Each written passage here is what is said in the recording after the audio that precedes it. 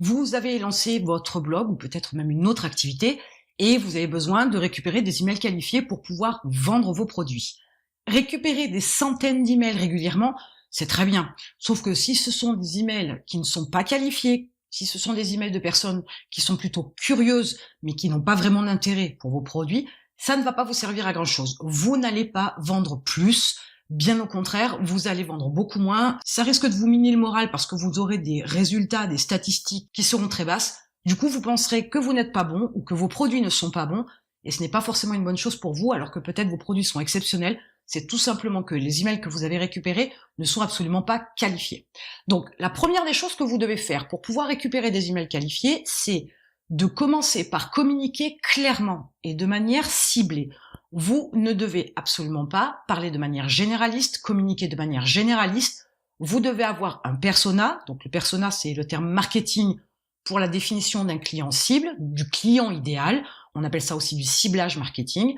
L'idée étant bien évidemment de déterminer un personnage fictif qui va vous donner le fil conducteur pour déterminer votre communication, votre stratégie de communication, que ce soit par l'intermédiaire des articles de blog ou la communication sur les réseaux sociaux, doit être tournée et bien concentrée sur votre persona. Si vous avez une communication qui est trop large, finalement vous vous adressez à personne. Et si vous vous adressez à personne, forcément vos emails ne seront absolument pas qualifiés. Les personnes qui viendront sur votre blog n'auront qu'un intérêt très léger et n'auront pas vraiment une vraie démarche. Donc ne seront pas acheteurs. Ça détermine clairement comment vous allez pouvoir faire évoluer votre chiffre d'affaires. Plus vous aurez des emails qualifiés, plus vous pourrez faire de ventes. Donc c'est beaucoup plus intéressant d'être très clair dans sa communication au départ, d'être très ciblé pour pouvoir attirer les bonnes personnes et donc récupérer leurs emails. Donc comme je vous le disais, vous devez vous adresser à votre client cible et communiquer sur des sites et plateformes où se trouve votre cible. Si vous communiquez sur une plateforme où votre cible n'y est quasiment pas, forcément vous aurez très peu de retours. Si vous avez très peu de retours, la quantité fera que ce ne sera pas suffisamment intéressant pour vous. Vous avez quand même besoin d'une certaine quantité, d'une certaine masse d'emails qualifiés. Donc vous devez chercher les plateformes et les sites sur lesquels se trouve votre cible. Ça nécessite quelques recherches, mais ça nécessite aussi quelques tests.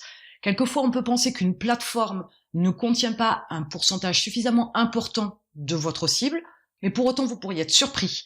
Donc faites quand même des tests, tentez de communiquer sur ces plateformes où vous pensez que votre cible n'y est pas en très grande quantité. Vous pourriez avoir des résultats intéressants. Il n'y a pas de règle définitive, il n'y a pas d'affirmation particulière selon la cible et selon les plateformes ou les sites. Il faut absolument que vous fassiez des tests. Et ça, c'est un passage incontournable pour savoir où trouver votre cible. Ensuite, vous devez bien évidemment récupérer les emails de ces personnes que vous faites venir sur votre blog. Sur votre blog, vous devez offrir quelque chose en contrepartie de l'email du visiteur. Ce que vous devez offrir, ça s'appelle un lead magnet. Traduction, un aimant à prospect. Autrement dit, un cadeau. Donc ce cadeau, vous devez l'adapter à votre cible. Alors un cadeau trop important, trop intéressant, attirera beaucoup d'opportunistes, mais pas forcément de futurs acheteurs. Et à contrario, un cadeau ayant un faible intérêt ne fera pas beaucoup d'inscrits. En bref, il vous faut trouver quelles informations sont pertinentes à offrir à vos visiteurs ciblés, pour qu'ils laissent en contrepartie leur email. Ce cadeau, ce lead magnet, doit forcément résoudre un petit problème et très rapidement de votre audience. Si votre cible y trouve un intérêt particulier parce que ça lui facilite la vie, parce que ça lui apporte une petite solution à quelque chose qui le chagrine un peu, vous avez déjà une belle ouverture, vous avez déjà une démarche qui fera qu'il y a de très fortes chances que vos visiteurs laissent leur adresse mail en contrepartie de votre lead magnet.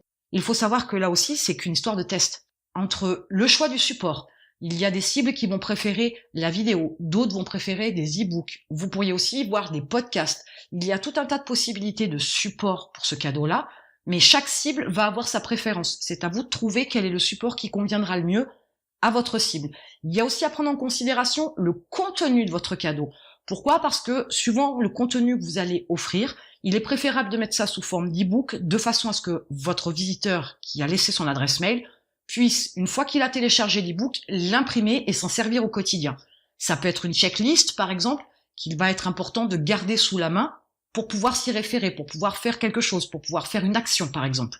Si, par exemple, je parlais de cuisine, ce serait une recette bien établie avec les ingrédients et la préparation de façon à ce que votre visiteur puisse télécharger cet e-book, l'imprimer, le mettre dans son classeur ou dans sa cuisine, etc. pour pouvoir ressortir la recette quand il en aura besoin. Donc vous voyez aussi qu'en fonction du contenu, il faut être capable d'adapter le support parce que le cadeau ne va pas le consommer de la même manière, il n'aura pas non plus la même utilité, le visiteur n'en aura pas non plus la même utilisation. Donc là aussi, il n'y a que des tests qui pourront vous aider. Vous devez absolument faire différents tests sur différents types de cadeaux et différents supports pour voir ce qui fonctionne le mieux par rapport à votre cible, par rapport à votre persona. Donc pour pouvoir effectivement récupérer les adresses mail, vous devez créer cette fameuse page de capture qui proposera le cadeau en échange de l'adresse mail du visiteur. Ces pages de capture, elles doivent être le plus simples possible et être uniquement concentrées sur une seule action, le fait que votre visiteur laisse son adresse email en échange de ce que vous lui offrez. Vous avez aussi la possibilité d'utiliser des pop-up. Ce sont des petites fenêtres qui surgissent sur une page d'accueil ou sur les pages d'articles pour proposer un cadeau. Vous pouvez installer ça sur votre blog, je vous conseille de le faire. Pourquoi? Parce que ça peut vous permettre aussi de proposer votre cadeau sous un angle différent que celui de la page de capture, par exemple. Donc vous allez pouvoir aussi peut-être toucher des visiteurs qui, en temps normal, n'auraient peut-être pas pris un cadeau sur la page de capture, mais en auraient pris un autre sur le pop-up parce qu'il est différent, parce qu'il répond aussi à une problématique différente que le visiteur a. Donc ça peut être aussi une opportunité de faire des tests. Les pop-ups se mettent en place grâce à des applications ou grâce à des autorépondeurs. Il y en a certains qui peuvent vous fournir ça.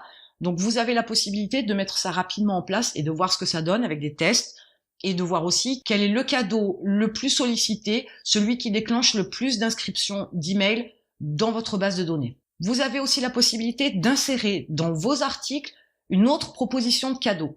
Si le visiteur a fermé le pop-up, il lui est toujours possible d'accéder à un cadeau, le même ou un autre, dans l'article qu'il est en train de lire. Puisque vous avez écrit du contenu pour pouvoir être référencé sur Google, pour pouvoir améliorer l'indexation de votre blog dans le moteur de recherche, vous avez donc la possibilité d'avoir des visiteurs qui vont arriver par les moteurs de recherche et peut-être que leur premier réflexe, c'est vraiment de lire votre article, donc ils vont fermer automatiquement le pop-up. Sauf que ils sont dans une lecture qui peut-être, et je vous le souhaite, les intéresse, leur fournit beaucoup de valeur. À ce moment-là, vous pouvez insérer entre divers paragraphes la possibilité d'accéder à ce fameux lead magnet, à ce fameux cadeau que vous leur proposez. Là aussi, ça peut être l'opportunité de proposer différents cadeaux pour pouvoir voir le cadeau qui fonctionne le mieux, le support qui matche le mieux, la proposition qui permet d'inscrire le plus d'emails qualifiés dans votre base de données.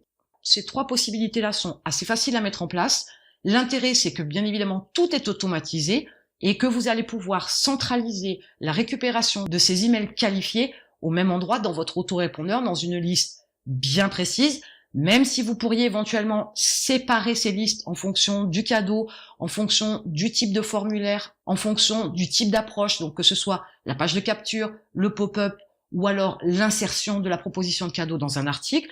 Mais en l'occurrence, quoi qu'il arrive, vous allez récupérer des adresses mail qui vont vous permettre de pouvoir ensuite vendre par email vos produits. Alors vous comprenez bien que dans la démarche, vous pourriez proposer n'importe quel cadeau, vous pourriez proposer ça en plus sur n'importe quel support, que sur le fond, ça fonctionnerait. Sauf que pour avoir des emails qualifiés, il faut absolument répondre à une première démarche du visiteur qui est de lui apporter une certaine valeur et cette valeur-là doit être vraiment concentrée sur une cible qui a une réelle démarche, qui a une réelle volonté d'avancer et qui a un potentiel plus important d'achat de vos produits. Pourquoi? Parce que si le visiteur est un opportuniste, il va récupérer le cadeau et ça n'ira pas plus loin. Vous lui enverrez tout un tas d'emails, mais il ne bougera pas, il ne fera aucun achat, il n'aura aucune interaction avec vos emails. À l'opposé, quelqu'un qui aura une simple curiosité, qui n'aura pas une vraie démarche, aura peut-être la curiosité de lire les premiers emails que vous allez lui envoyer, mais n'aura pas non plus une démarche d'achat. Donc vous vous retrouverez avec des quantités d'emails qui ne sont pas qualifiés, et ça, bien évidemment, ça ne vous sert pas à grand-chose, puisque vous aurez beaucoup de mal à les convertir, et le but, c'est de ne pas non plus perdre trop d'énergie et trop de temps pour des gens qui n'interagissent pas avec vos emails, mais par contre d'apporter de réelles solutions, de réelles possibilités, un produit qui peut changer la vie de votre cible à travers vos emails.